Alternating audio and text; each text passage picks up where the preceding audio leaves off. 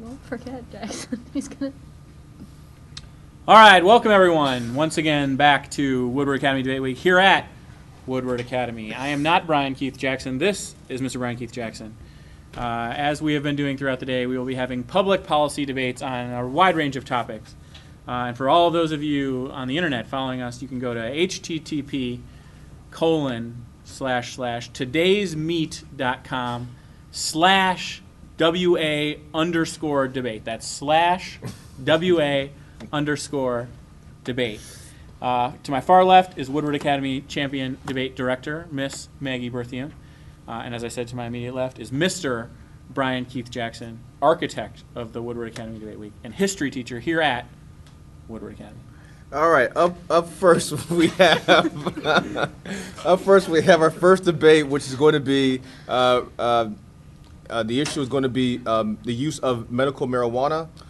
We have R.L. Jones, who will be arguing the pro side of using medical marijuana, and we have Justin Norris, who will be arguing the con side against using medical marijuana. Ms. R.L. Jones will go first, give her opening statement.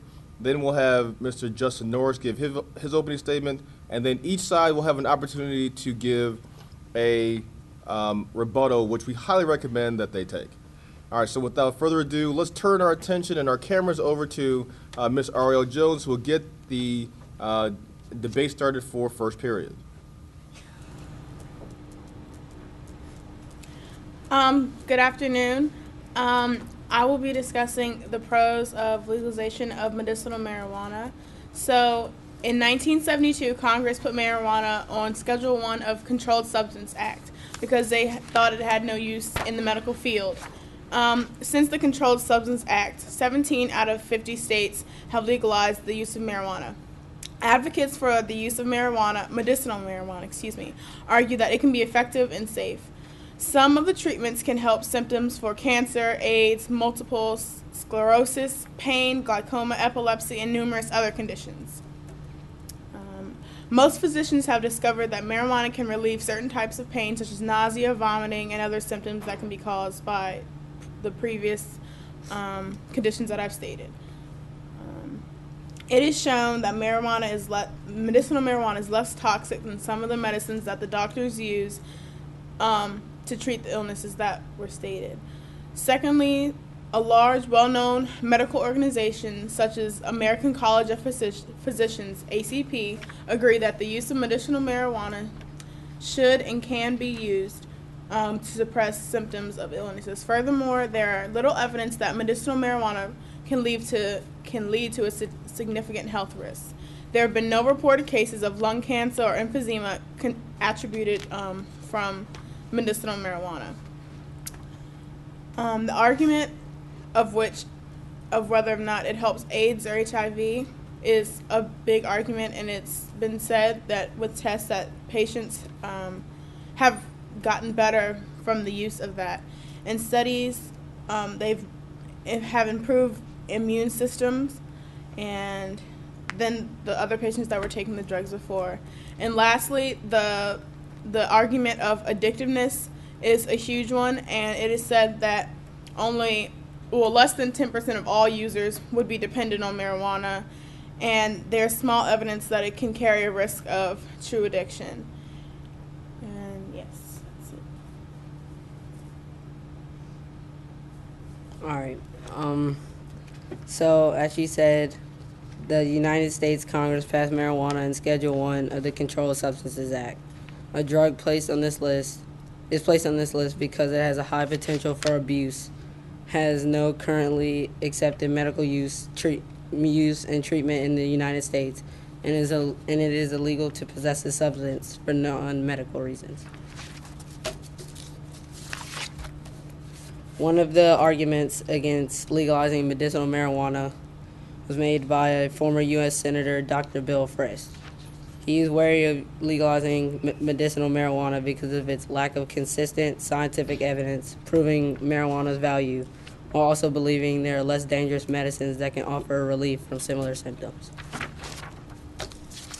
John Walters, director of the Office of National Drug Control Policy, reveals that smoked marijuana causes brain, heart, lung, and immune system damage, saying that medicinal marijuana impairs learning, memory, perception, and judgment while causing more car and work accidents. The British Lung Foundation also states that 3 to 4 cannabis cigarettes a day can cause as much damage to the bronchial mucosa, which leads to acute and chronic bronchitis, as at least 20 tobacco cigarettes.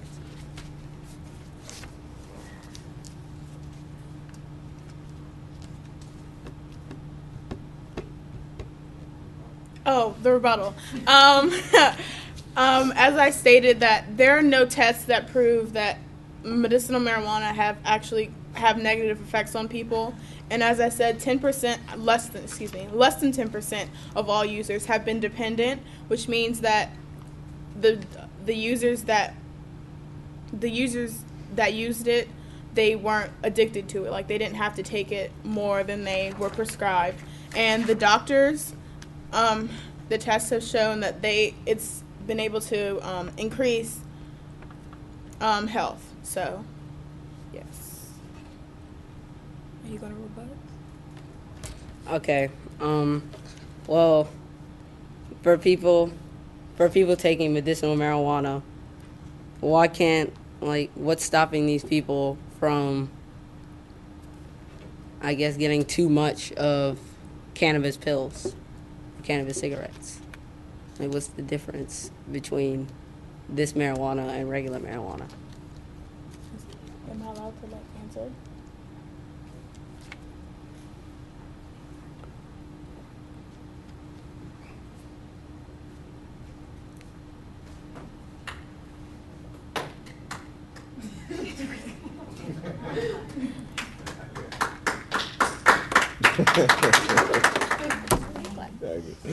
All right. We are back here at Woodward Academy Debate Week, in which we heard a spirited debate regarding the use of medical marijuana. All right, let's talk with Ms. Bethune first. Ms. Bethune, please critique the performance that you heard today. I thought both sides did a good job of using sources and statistics to back up their claims. I like when we're discussing something that's a health-based issue that we're consulting physicians and other types of medical sources rather than relying on anecdotes. So that was nice to see. I think that the affirmative did a pretty good job of setting out a number of diseases that this could potentially be used to treat. And I would like to have seen the negative respond a little bit more precisely when talking about the potential for abuse, comparing that to the potential that those diseases would go untreated. But I thought both sides did a pretty good job. All right, Mr. Batterman, what was your critique on the students' performances on the issue regarding medicinal marijuana? I agree. I liked that these students cited some sources, but there was clearly disagreement in the conclusions of those sources. So the affirmative cited the American College of Physicians that recommended the use of medical marijuana, and then the negative cited the Director of National Drug Control Policy, who cited all of the negative effects. I think more discussion of who's right and the relative benefits versus the relative costs, I think, would have been what would have taken the debate to the next level. But I did like that they cited evidence. All right, so let's thank you very much for that commentary. Let's move on to the next important public policy debate we have today, and that is the issue on abortion. All right, we have Ms. Mallory Wilson and Ms. Aria Smith, who will be discussing abortion, both pro and con. All right, Mr. Batterman, let's start with you. Handicap this particular debate for us.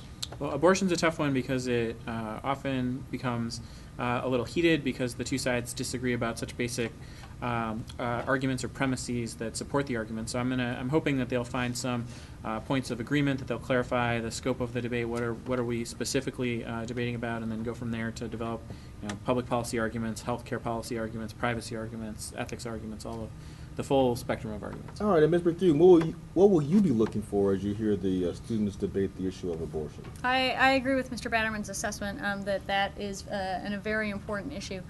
Trying to find some places to agree so that there can be points of departure.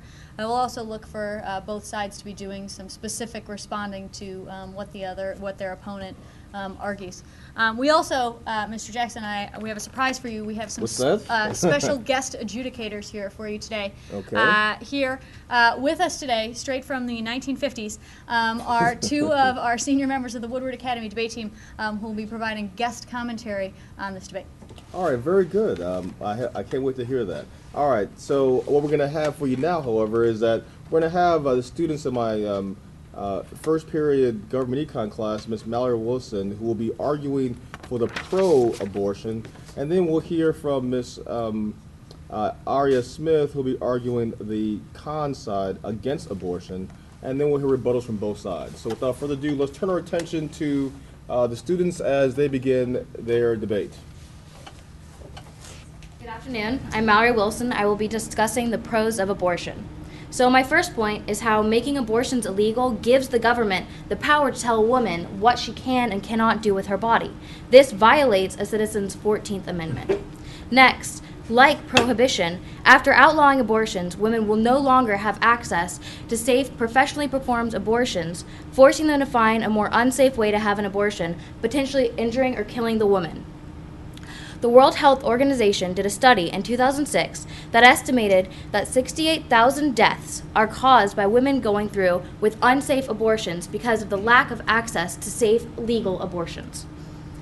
Furthermore, the majority of anti-abortion protestation comes from the propaganda of the church. The United States was founded on the principle of separation of church and state, and it is the foundation upon which our government functions, and this must be respected in order to preserve the rights of all citizens regardless of sex, race, religion, socioeconomic status.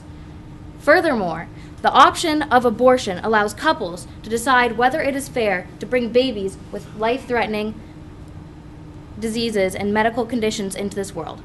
If an embryo is found to have the wrong genetic makeup, causing it to have a severe medical condition like cystic fibrosis, a parent can have the decision whether or not to force this child to have a life full of pain and misery.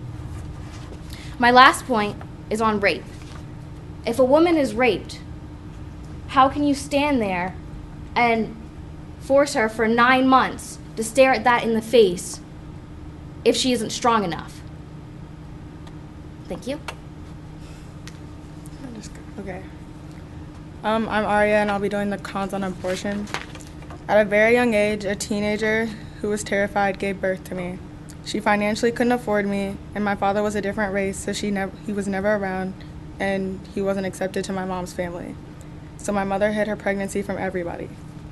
My life was at risk, and she never went to the doctor and got the care she and I needed. However, under all the stress, she picked adoption, not abortion. Abortion eliminates a future contribution to the society. If she chose abortion, you wouldn't be listening to me now. Many people will say that abortion is a relief for women that can't afford a child or are under a lot of stress. But one teenage girl, my mother, knew that adoption was an option no matter what.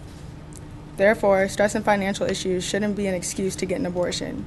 Most people will say that the reason an abortion would be illegal is based on a religion, and laws shouldn't be religiously based. But I believe that almost every religion praises a higher power or higher powers, and almost every religion believes that killing of the innocent is morally wrong. At 5 weeks old, a baby starts its first heartbeat. It goes into personhood and is now alive, so it has its rights to life, and it can't make the decision on its own, so I don't think somebody else should make the decision for it. I agree with adoption, but if there is going to be a life-threatening or terrible, miserable life that a child is going to have to go through because an abortion is not accessible, abortion might be a better idea. Also, if the mother might be in trouble and abortion is illegal, then what is she supposed to do? Is she supposed to just sit there and die while her baby is born? Rebuttal. Some doctors have done research on rape, and it says that women's systems for reproducing sometimes can shut down due to rape because they know it's like a forceful thing where you're restraining from it. And you never know what could happen once the child grows up, and they could get a new medical condition where it's life-threatening once they're already alive. So I don't think it should change whether they're alive out of the mother's stomach or in the mother's stomach, that something life-threatening could change. Am I allowed to have a second rebuttal? Can I? Okay. But you can't say for sure that if a woman is raped, 100% of the time she's not going to become pregnant. And with the life-threatening disease, if you know, though, that your child is going to be coming into this world with every night that they're going to wake up coughing up blood and having seizures and on the verge of death and all that they want is death, then why would you bring them into this world in the first place? Then let the child make that decision. A child's not old enough to make that decision. When they get older. I mean, Mr. Jackson's making a face at me. Yeah. All right. Okay. I'm tired. I gotta wait for a while. All right. Thank you very much, Mallory and Aria. We had a very spirited debate in which Aria gave some personal history in support of her particular debate position. So I'd like to get some color commentary from you, Ms. Bethune. Give us your take on the use of personal commentary generally with respect to persuasiveness in a debate, and then give us your take on and critique this particular debate specifically. Well, I think the interaction between the personal issues and the public policy issues are exactly what makes issues like abortion so difficult. That many of the people, when speaking about the policy, also have a personal history and personal relationship with the issue. And so I thought it was interesting the way both debaters were able to attempt to put together both the personal issues and the political issues. I think that one of the things that makes this issue in particular so difficult is that personal history that many people share. But I thought both sides did a pretty good job. They, for the most part, attempted to respond to each other's arguments, and certainly were interested in the rebuttal part of the debate, which always improves the overall quality. All right, very good. So let's move next to our next debate on the schedule, and that's going to be immigration reform, involving Carmen Brown, who will be arguing the pro side of immigration reform, and Avery Tutt, who will be arguing the con. I believe Mr. Karthik Srinivasan and Mr. Alex Dunner would like to handicap this debate for us. Can we do that, Mr. Jackson, while the debaters sounds are like a getting plan set to up? me. Let's invite Karthik and Dunner to the to WA live debate.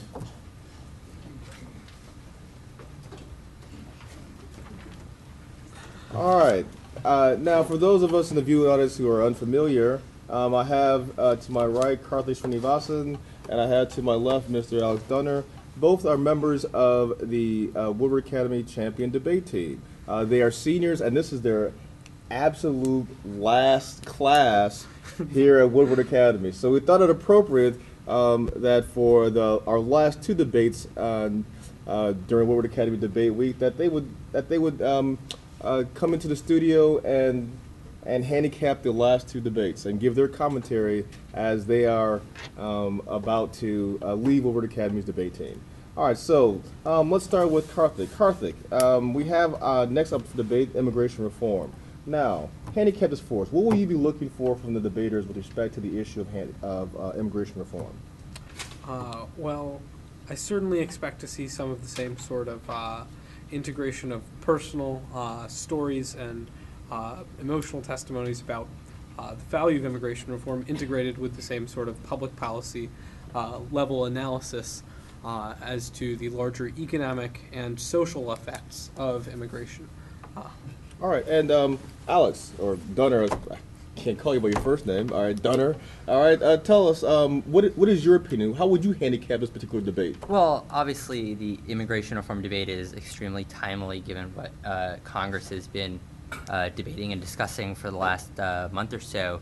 And so I would expect to see a lot of kind of the same arguments that are being made, in Washington, being made in this debate. And I would especially, I think it's important kind of to see how the differences in positions as it relates to both illegal immigration and legal immigration, because I think that they're both important issues being discussed, and are there are very different solutions for both issues. So. All right, so very good. Well, we'll see how the students do. All right, up first we are going to have Carmen Brown arguing, giving her pro argument. We'll have Avery Tudd giving the con argument, and then we'll have both sides have the possibility to give the rebuttal. So our senior debate students, take good notes, because following this particular debate, we'll be coming back here to WA Live during debate week and asking you for your critique of your fellow students' performances. Hi, I'm Carmen, and I'm going to be debating the pros of the DREAM Act. First of all, the DREAM Act gives green cards to undocumented residents or illegal immigrants to have the right or the pathway to citizenship. If you're the age of 15 or younger, you graduated from an American high school, you've completed either 2 years at an institution of higher learning, or you've given time in the armed forces. Both parties have their pros and their cons on this act. It's whether or not the pros outweigh the cons or the cons outweigh the pros. But I support the pros, and I think that I think this because in many studies it shows that this act could benefit the economy. It could benefit the unemployment rate. It could benefit students. It could benefit a bunch of people from this act. In a study, it said that the students that would be impacted from this act could add $1.4 to $3 trillion in taxable income to our economy. It also suggested that it would decrease the deficit by $1.4 million and increase government revenues by $2.3 billion over the next 10 years, and that's already dramatically improving our economy. It also said that it could decrease the dropout rate in high schools because immigrants are a great percentage of our student population, and the act requires that you have a high school graduation. So that would decrease the amount of students that think it's fine just to drop out of high school. They now want to become a citizen of the U.S., so they have to work for it. They have to graduate from an American high school. It also says that it could add variety to our workforce. It could improve, since we are competing with countries all over the world to be the top nation or the superpower. So by adding variety to our workforce, it could improve many things. And also, many supporters of this act say that if we give these immigrants an opportunity and have equal opportunities as those who are citizens, who knows what they could be. They could be our new entrepreneurs, they could be our new doctors, our new soldiers. And this act is giving all people a chance because we just want to improve our country. Okay, I'm Avery, and I'm doing the cons. The DREAM Act is a legislative proposal that gives permanent residency to illegal aliens under certain conditions. The DREAM in the DREAM Act stands for Development, Relief, and Education for Alien Minors. Although the DREAM Act is basically the same throughout the United States, some states have different versions. In order for an illegal alien to have part in the DREAM Act, they must meet certain specific credentials. They include having proof of arriving in the United States before the age of 16, have proof of residency in the United States of at least 5 years before the bill is passed, have a good moral character, be between the ages of 12 and 35 when the bill is passed, registered with the Selective Service if male, and have either graduated from a United States high school, been admitted to an institution of higher education, or obtained a GED. The DREAM Act is a very controversial issue in our country that few people can totally agree on. Many people in the United States are fully against the DREAM Act for several reasons. The first and main reason is that people think the DREAM Act encourages and rewards the illegal immigrants. Some say that it will attract even more illegal immigrants because the immigrants know that if they meet the standards, they will be given free United States citizenship. Some also say that the act will create a chain immigration effect if people's relatives already have become citizens through the act and they will want to follow. Some view the DREAM Act as importing poverty and cheap labor and as a military recruitment tool. Another big reason that people do not support the act is that it causes economic burdens such as subsidies from taxes and degrading of public schools and neighborhoods. People say that the act is unfair to the ones who were born in America and the legal immigrants who have to pay full tuition to go to a college or university. And then the act will shield gang members from deportation. An estimated 1.3 million illegal aliens will be eligible to apply for the DREAM Act amnesty, which is 1.3 million more U.S. citizens that will have to be supported. Well, my question to you is, for the children or the kids that were brought to America illegally by their parents, how is that their choice or their decision, and why should they have to break up their family, or why should they be broken up from their family because of their parents' poor choices, and why should they have to suffer because they were just brought here at a young age. Well, some of them were brought here at a young age, and they have built their life here in America. And the DREAM Act gives them the opportunity for those who it wasn't their choice to come here illegally; it was their parents' choice. So what would you do about that? Well, it's not their choice, but we still have to support them. And with the DREAM Act, they get student loans and federal work-study programs and other forms of federal financial aid, which the people of the country will have to pay for with taxes. And those people will also raise the unemployment rates and will overwhelm the street with criminals. Well, they could also be given other jobs such as military, or potentially jobs that most U.S. citizens wouldn't want to have. So that could actually improve our economy and add to the employment rate instead of making all the illegal immigrants go back. They could work here for jobs that aren't wanted by U.S. citizens, and they could add to our military force or armed forces. Is that a question? A statement. All right.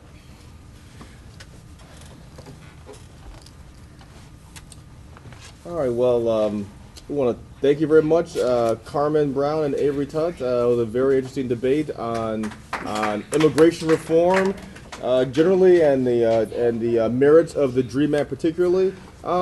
Let's first speak with Karthik here, and Karthik, please give us your critique on Ms. Carmen Brown's performance, and if you would, maybe just a few comments as to what she could do to improve. Well, I thought it was a very good debate, and I particularly found many of the arguments that the affirmative made persuasive. I thought it was interesting that she was able to predict the criticism about economic responses, right. And already gave some hard studies and statistics as to the economic benefits of immigration. I also particularly liked the shift in the rebuttals to a more emotional pull towards the innocence of the children who immigrate here and the civic duties that they participate in. I think that one thing that the affirmative could do to improve upon is to sort of characterize and respond to many of the criticisms that the negative brought about in their speech.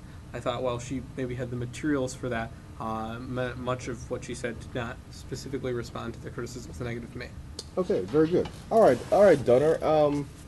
Would you please, if you would, comment on Ms. Avery Tutt's performance? Sure. So I thought that Avery did a fantastic job explaining kind of the economic arguments for why letting in a bunch of, kind of creating a pathway to citizenship would be problematic in terms of adding additional stresses on what the government has to pay for and fund. I felt like maybe if she'd used a few more specific examples and cited a few specific studies, that would have bolstered her case a lot more, because while she had the arguments, she didn't necessarily have the best evidentiary support for those.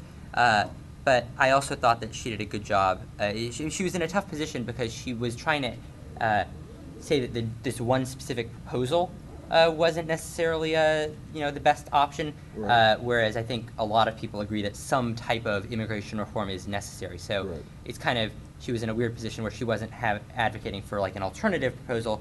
She was just presenting why the reason this proposal was bad, which made some of the arguments at the end, I think, a little more complicated. Okay. All right. Very good. All right. So let's talk about the next debate we're about to have, and why don't you all handicap this debate for us? All right. Our next debate involves banning assault weapons.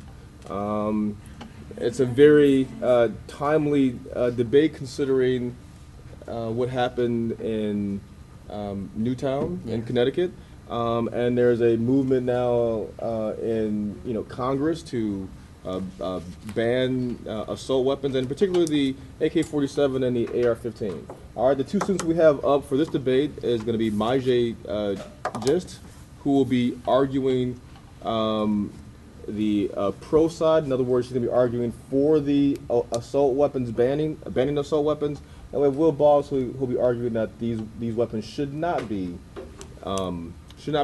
All right. So we'll start with you first, Dunner. What will you be looking for in this debate regarding whether or not the United States should ban assault weapons? Well, last week the United States Senate put down the proposal for background checks, and I don't even think that proposal had the assault weapons ban in it. So this is obviously a very contentious issue.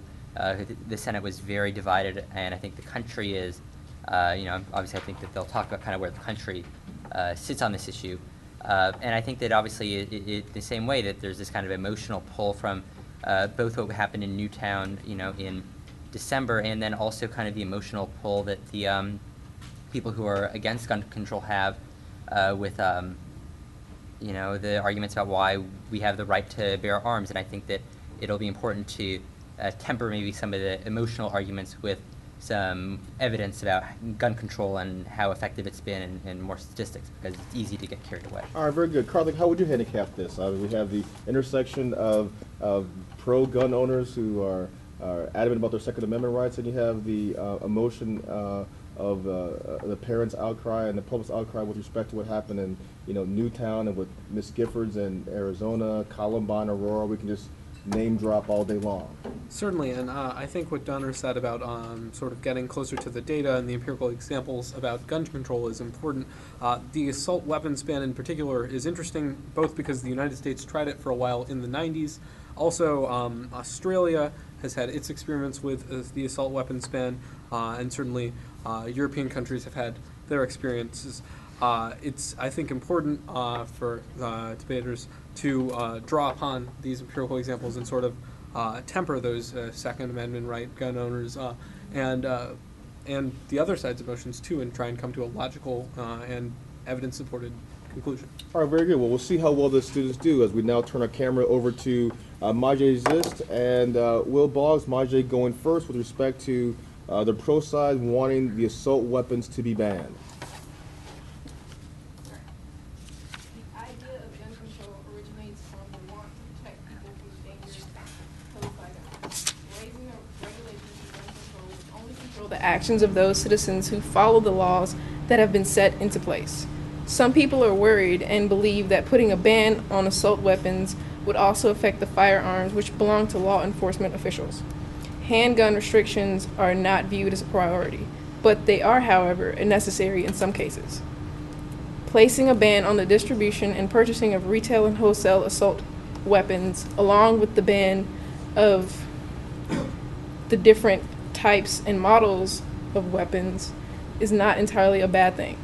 But I am not agreeing with it being a good thing either.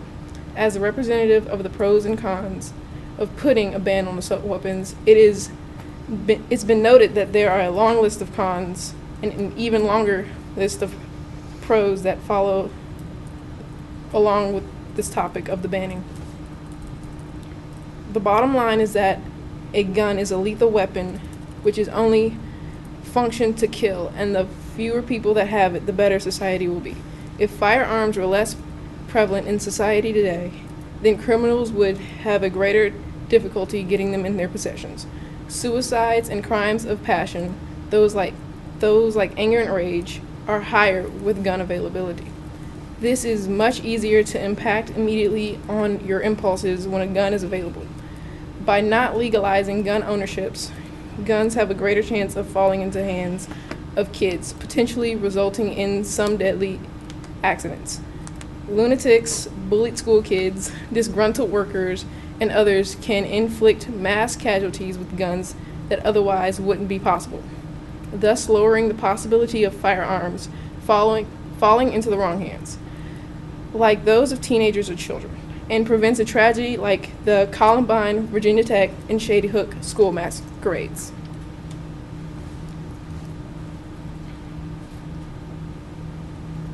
Okay, so in relation to your point of bringing up about making it harder for criminals to get weapons, it's not going to make it much harder, considering most criminals, if they have a prior record, they can't obtain a weapon now anyway.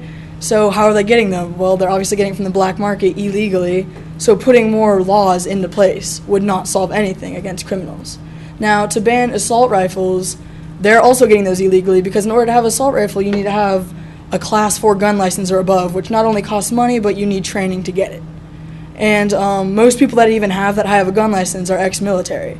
And also in relation to the ban on clip sizes on like a pistol, that's not going to do much either, because if you're thinking that reducing maybe like 5 bullets out of the gun is going to help save lives, it's really not. Someone can reload just as fast. And yeah, and then the suicides with little children.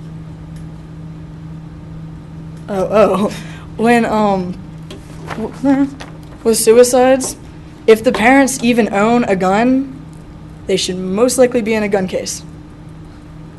Dumb parents out there. So, yeah, what other points should I bring up? Right. It is understandable to be able to use certain models and types of guns for sport shooting or hunting, but even then something could go awry.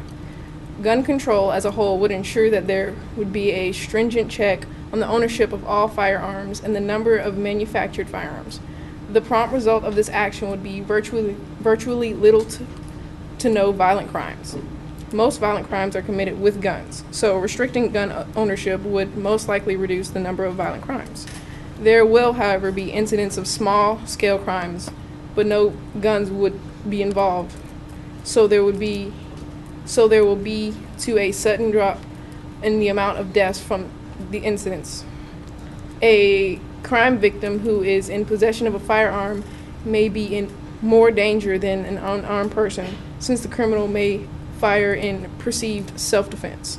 Concealed handguns are not an effective form of self-defense anyway. Can I have another rebuttal? Yeah. Okay, so the statement about people, like, if you ban guns, the crime rate is going to go down using guns. The naivete of that statement is so ridiculous, it kind of hurts me, because literally, even if they didn't have access to the black market, it's not that hard to create a gun, considering most guns are plastic these days. Like the Glock, all it has is it has metal on the inside, but it's plastic on the outside. You don't have to smelt metal anymore to make a gun. People can make it, if you want to really ban guns, you might as well ban all the materials used to make it too.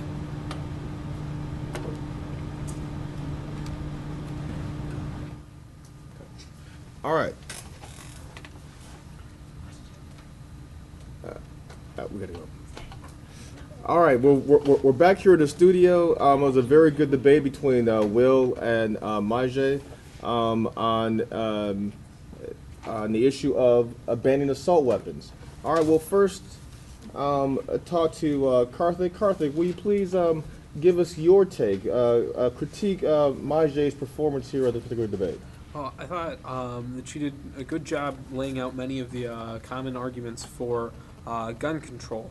I thought particularly the logical extrapolations that she made about guns being used in many different instances of death, from suicides to criminal use, were interesting and persuasive. I think that she maybe needed to focus a little bit more on why assault weapons specifically needed to be banned, and maybe high-capacity magazines, the effect that the number of bullets has. I also thought that maybe a slight focus on empiricism and sort of examples of when bans have been effective would have been helpful in bolstering her argument. All right, so you were looking to focus. You wanted to focus more, perhaps, on the history. The history of assault bans in the past. Certainly, I thought she did a great job laying out the arguments, but maybe more backing for them would have been helpful. Okay, all right, very good. All right, now, Dunner, will you give your critique on Will Boggs' performance on the issue related to banning assault weapons? Sure. So I think Will did a very good job explaining kind of all of the problems that an assault weapons ban would face in terms of actually being effective. Kind of, the arguments we made about how easy it is to use a gun, about how easy it is to get a gun off the black market. I thought that those were all persuasive arguments that weren't addressed maybe on point by the affirmative side. I think that some of the points that he made about the requirements that it takes, already to get an assault weapon were persuasive in terms of the types of people that are able to get these weapons are people who have this type of training already. I think that he too could have maybe cited some empirical examples, and then maybe also, cited the reasons why having Second Amendment rights is important.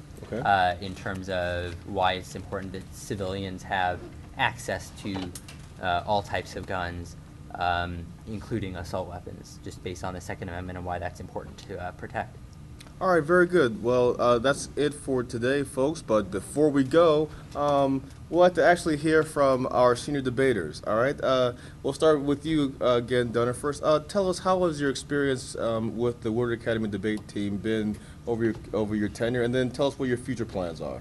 Sure. So I have absolutely enjoyed my last 4 years on the Woodward debate team. I can't recommend it enough to anybody who's interested at whatever school they go to. It's so much fun. You get to travel and meet people across the country and develop friendships with people.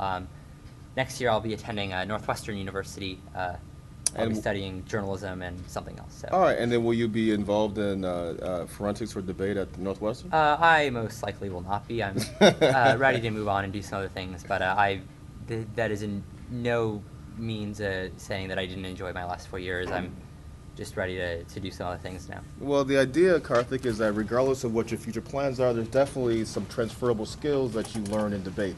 So as a way of wrapping up on your last day, the last few minutes of your high school career here at Woodward, tell us about your experiences with the Woodward Academy debate team and what your future plans are. Certainly, I thoroughly enjoyed the experiences I've had with the Woodward Academy debate team, both academic and culinary. I found great Indian food. Wonderful Indian food. I discovered Thai food, which is delicious. I too will be attending Northwestern this fall. I, however, do plan to join Northwestern's debate team and continue with forensics. All right, sounds good. Very good. All right, well, that's it. Everyone out there in digital land, that's the end of our Woodward Academy debate week for first day. Please join us again tomorrow, 8:30 sharp, while we start day 2 of Woodward Academy debate week. Thank you very much for watching, and please turn in tomorrow.